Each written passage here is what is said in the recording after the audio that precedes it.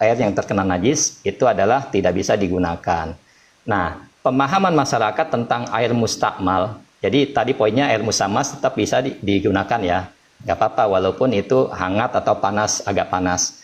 Nah, yang ketiga ini yang masyarakat kurang paham memahami bahwa air mustakmal. Nah, menurut mereka air mustakmal itu air yang dicelupkan, udah kena kesentuh dengan badan kita. Nah, itu dia. Soalnya pernah keadaan ini kita alami sendiri dengan misalkan orang dekat dia minta ambilkan air di ember, ambil air di ember. Kalau zaman dulu kan sumur ya, dia minta air di ember sehingga yang ambil itu kecolek airnya dengan ujung jari-jarinya. Maka yang ngambil ini diomelin, katanya bahasa saya ya, bahasa Bogor ini, bego lu katanya begitu. Kenapa kesentuh gitu. Nah, menurut mereka air mustakmal itu air yang telah kepegang, padahal enggak gitu. Air mustakmal itu air yang memang bekas dipakai untuk menghilangkan hadas atau menghilangkan najis, baru itu mustakmal. Jadi kalau air yang sedikit orang ini berudu dengan air itu, ya udah itu mustakmal. Itu pun tidak jadi mustakmal kalau dia tahu caranya. Misalkan ketika setiap menggayung ke anggota tubuh dia niatkan untuk menciduk, itu tidak jadi mustakmal seperti itu. Jadi ini sekilas tentang air ya, itu ya. Maaf ya, tapi begini ya, tentang tadi itu orang kampung misalkan memarahi kita tentang kita mencelupkan air itu ya. Nah itu tapi malah saya bersyukur ya, dari situ saya kenal air mustakmal, dari situ malah kita penasaran terus mengkajinya gitu ya. Oh iya benar. Ada gitu ya. Rupanya ada air mustakmal ini. Ya kalau sekarang itu ya saya bisa memaklumi ya. Ternyata orang itu terlalu jumud memarahi saya. Tapi ternyata air mustakmal itu ada. Jadi di situ ada pelajaran yang bisa kita dapat. Mungkin Yai Suara Langit ada ingin mau menambahkan tentang jawaban atau pendapat yang lain. Tapi sebelum itu saya bacakan tentang dari Ustadz Iris ya. Saya masih bingung masalah mustakmal itu. Tadi maaf sebelumnya ya, Kiai Syarifuddin. Untuk yang digunakan untuk membersihkan mensucikan najis, itu apakah namanya bukan air mutanajis atau bagaimana Kiai? Saya belum paham itu ya. Terus setahu saya itu air mustakmal itu ya yang setelah digunakan untuk mensucikan hadas, bersuci dari hadas begitu ya. Mohon pencerahannya ya. Iya. Sebentar. Jadi ini ya. Sebelum itu nanti jawab dulu pertanyaan dari Yai Ustadz Iris ini, perbahasan air dua kolam. Jadi apakah air mustakmal itu air yang untuk lirofil hadasi atau air yang menghilangkan najis gitu? Gitu ya. Iya. Iya betul, itu lebih detailnya kayak gitu. Jadi singkat ya. Iya. Jadi tentang air ini ya. Jadi ada jawaban yang detail ya sebenarnya ya. Ketika air itu memang pada umumnya kita mengetahui air mustakmal itu air yang telah digunakan untuk menghilangkan hadas ya. Maksudnya menghilangkan hadas, mengangkat hadas maksudnya. Yang kedua juga air yang memang telah digunakan untuk menghilangkan atau membersihkan najis. Nah, jadi ini ada perincian bahwa jangankan air itu mustakmal.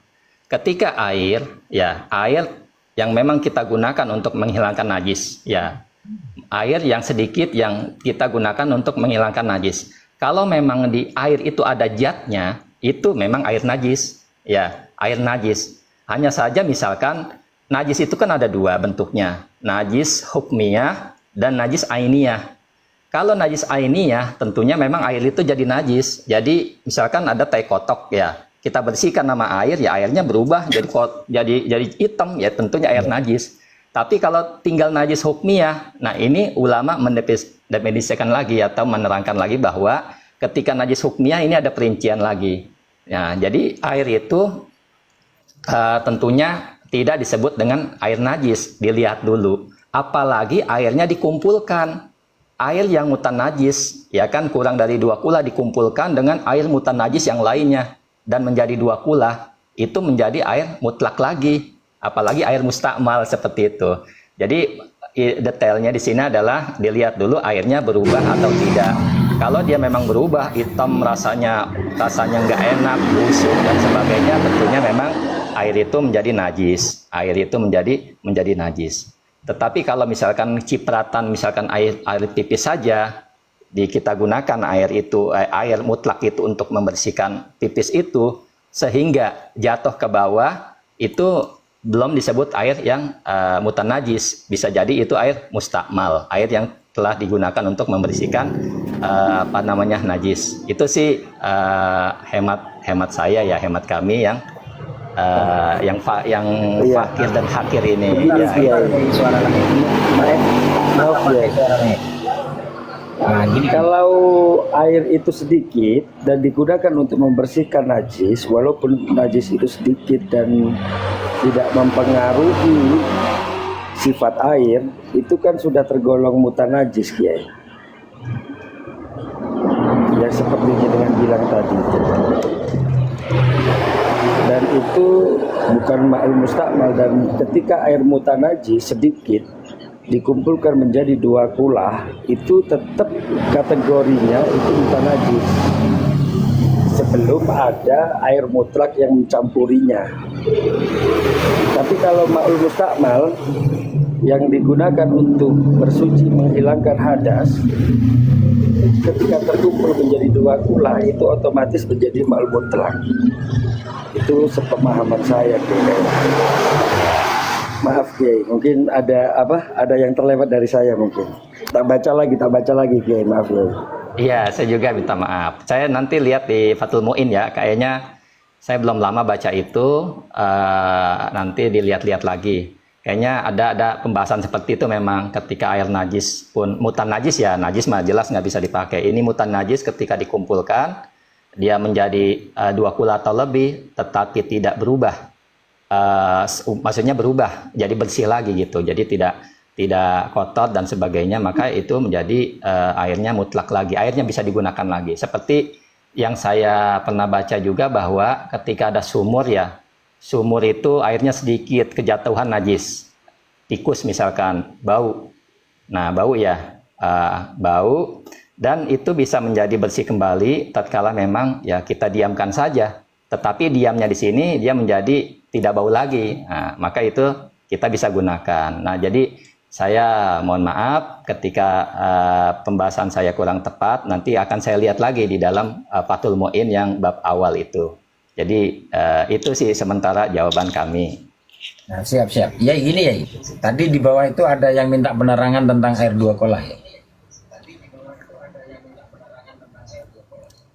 Oh gitu. Ya, jadi air 2 kula ya. Kalau ukuran ulama memang berbeda pendapat ya iya. Ada yang mengatakan 216 liter kalau dihitung liter ya. Ada juga yang mengatakan bahwa 270 liter gitu. Nah, jadi tapi kalau ada di ukuran silinder atau ukuran persegi 4, kalau dihitung, ini saya lihat lagi ya, saya nggak hafal dengan redaksi-redaksinya, cuman saya mengingat saja. Ada ukuran dia bentuk tempat airnya itu bulat, silinder, atau ukurannya segi 4. Ini nanti saya lihat lagi. Saya nggak hafal redaksinya itu ukurannya berapa. Biasanya dalam kitab-kitab itu pakainya jiro itu, nanti saya lihat lagi. Jadi air 2 kula ya 216 liter atau 270 liter. Ya Syarifuddin, maaf Kiai. Ya. Tadi benar panjenengan ya. Yang benar panjenengan itu tentang ma'ul mustakmal. Saya yang salah ya. Ma'ul mustakmal itu inda Syafi'i huwal ma'ul qalilul mustakmal fi fardhi taharati an hadasin kal ghaslatil ula fihi aw fi izalatin najasin. Najasin apa najasin ini ya? Najasin ya, anil badani awit thawbi. Ya benar panjenengan ya, benar panjenengan ya. Dan kemudian nanti ma'ul mustakmal itu dibagi 2. Ada yang ma'ul mustakmal itu yang tidak najis, ada yang mutanajis, begitu ya. Iya. Oh, nggih. Maaf ya, Iya, maaf iya. ya. Iya, nggak apa-apa. Saya juga mohon maaf. Ini melanjuti Kang Aris ya. Gimana najis cicak termasuk di dalam ember? Jadi tai cicak yang masuk di dalam ember. Adakah air itu muntah najis gitu ya? Ya memang ada najis ya. Ada najis yang nggak dimaafkan di air, tapi dimaafkan di pakaian. Salah satu benda-benda najis itu yang nggak dimaafkan di air ya termasuk darah yang sedikit, nanah yang sedikit, termasuk ini air kotoran cicak. Nah, tetapi memang bisa dilihat dulu kalau memang airnya banyak dan nggak merubah, yaitu jelas tidak najis, tidak mutan najis maksudnya. Tapi kalau airnya sedikit, tentu adalah itu mutan najis. Seperti itu ya. Jadi ada yang dimaafkan di air, dimaafkan di pakaian, tapi tidak dimaafkan di air. Begitu juga sebaliknya. Itu sih Yai yang saya ingat ya.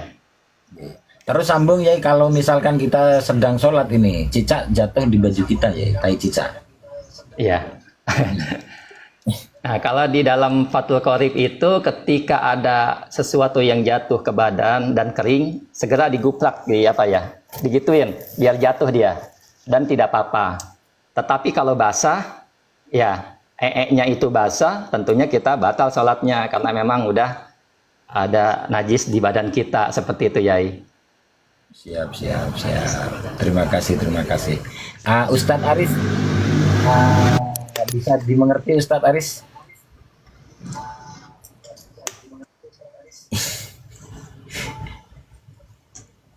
Oke, Kak Mimi gimana Kak Mimi? Baik, Ustadz, Yai mau nanya tentang sholat. Tapi sebelum sholat masih ke wudhu dulu. Ini kan Mimi tuh mandi di bukan WC ya, kamar mandi. Kemudian dari bak itu Mimi juga untuk wudhu.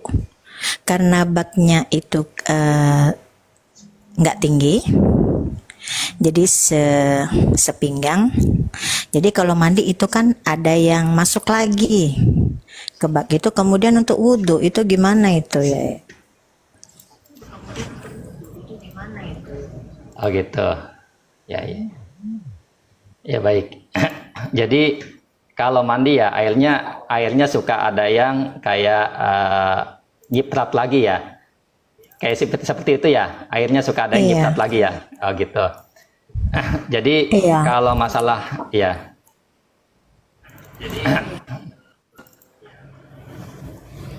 Jadi gini, misalkan kalau seseorang mandi, karena Nabi juga pernah memandi itu, dia mandi bekas, artinya bekas mandinya Maimunah. Kadang-kadang mandi bersama.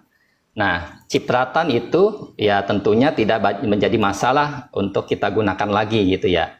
Kecuali memang jelas-jelas nampak bahwa di dalam cipratan itu memang ada najisnya, ini beda. Tapi kalau kita hanya guyuran saja dan mungkin ada setetes, 2 tetes ke ember yang kita ciduk itu, ya tidak menjadi masalah itu. Jadi tidak menjadi masalah. Karena memang ada penjelasan tentang bab mandi di dalam bab toharo ya, bab air di dalam kitab Bulughul Maram. Bahwasanya Nabi pernah di situ mandi bekas Maimunah ya, bekas Maimunah. Jadi tidak akan menjadi masalah cipratan-cipratan air tersebut. Kalau memang selama tidak merubah, maksudnya seperti itu. Bukan mustamal ya? Bukan mustamal. Kalau mustamal kan itu dia meniatkan untuk menghilangkan ya, dipakai. Jadi begini, ada cara-cara air itu nggak menjadi mustamal. Misalkan ada air sedikit, kita ingin menggunakan air itu biar aman, tapi airnya sedikit, kita memandi hadas besar. Tapi bak itu muat di badan kita. Di bak orang-orang kaya ya, kalau mandi nyebur gitu ya. Nah itu ada airnya, kita nyemplung saja. Tapi jangan niat di luar. Kalau niatnya di luar, kita ambil airnya dengan tangan kita atau kecolek, tapi udah niat kita ngambil tapi niat kita ngambil air, tapi niat itu cuman tangan hadasnya tangan kita aja yang terangkat, semuanya enggak. Tetapi kalau kita mandi di dalam air yang memang baks yang sedikit, kita nyebur tapi niatnya di dalam air, udah goyang-goyang badan kita, udah suci badan kita dari hadas besar. Seperti itu sih, ada caranya tersendiri. Begitu juga berudu. Berudu ketika air sedikit kita mau nyemplung, tanpa tertib pun sah udu kita. Sah udu kita. Tapi lain kalau kita udunya di luar, di air yang kita gunakan pada saat ya di kucuran, entah di gayung atau di bejana, ya itu harus tertib. Tetapi ada cara-cara yang memang dia berudu di air yang memang di dalam air, ya cukup dia enggak mesti tertib. Artinya enggak mesti kayak udu di dalam kayak orang biasa seperti itu. Jadi itu sih, jadi tidak akan memustakmalkan air tersebut jika cepretan-cepretan air setetes dua tetes yang masuk lagi ke dalam bak mandi itu. Masya Allah. Gimana? Sepakat ya. Jadi konsepnya itu air mustakmal selama tidak lebih banyak dari air asalnya itu tidak bisa memustakmalkan gitu.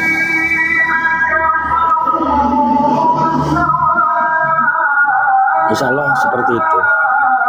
Lo Yaya Arif.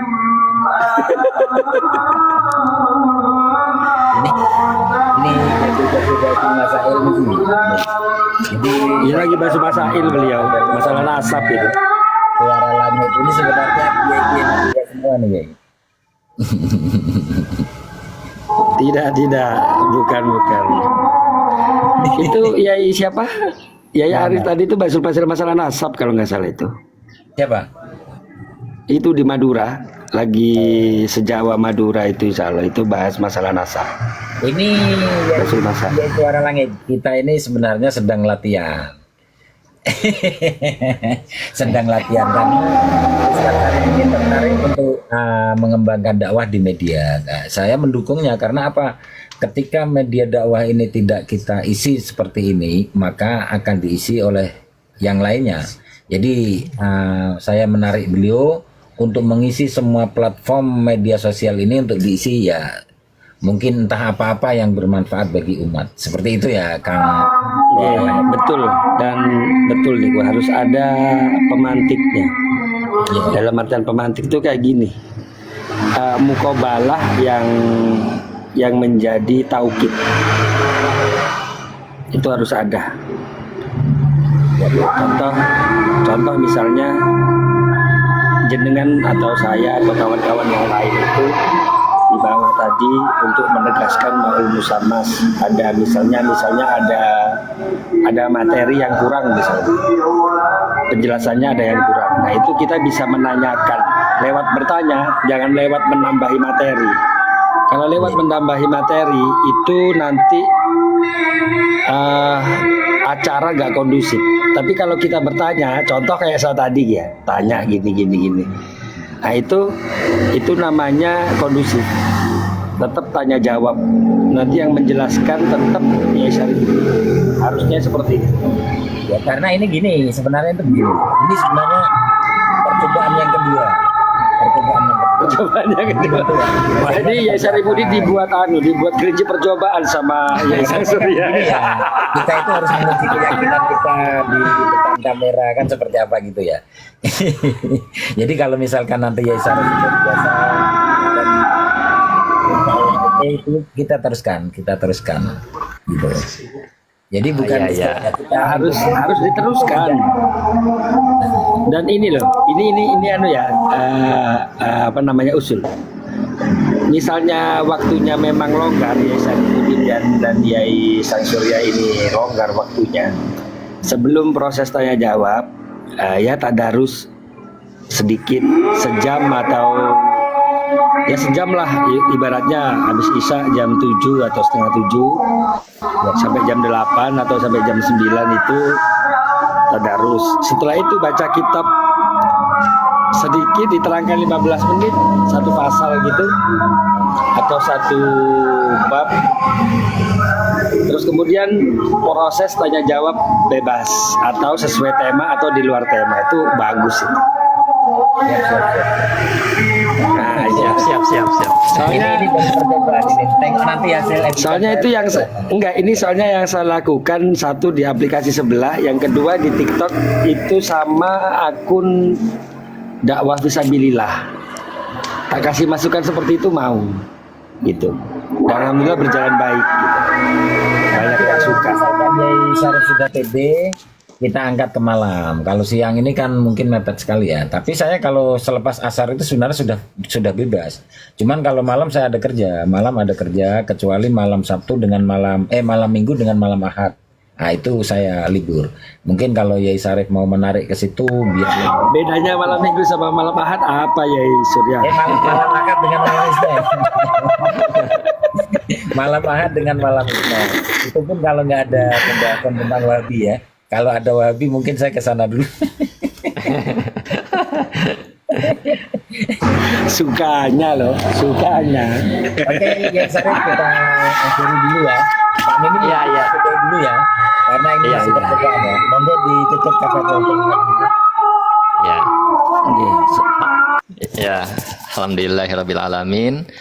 Terima kasih pada para guru-guru. Mudah-mudahan kajian kita bermanfaat pada diri kita di dunia maupun di akhirat. Sebelum kita akhiri, kita tutup dengan doa kafaratul majlis. Semoga menjadi berkah buat kita semua. Subhanakallahumma bihamdika asyhadu an la ilaha illa anta astaghfiruka wa atubu ilaik. Assalamualaikum warahmatullahi wabarakatuh. Waalaikumsalam. Waalaikumsalam warahmatullahi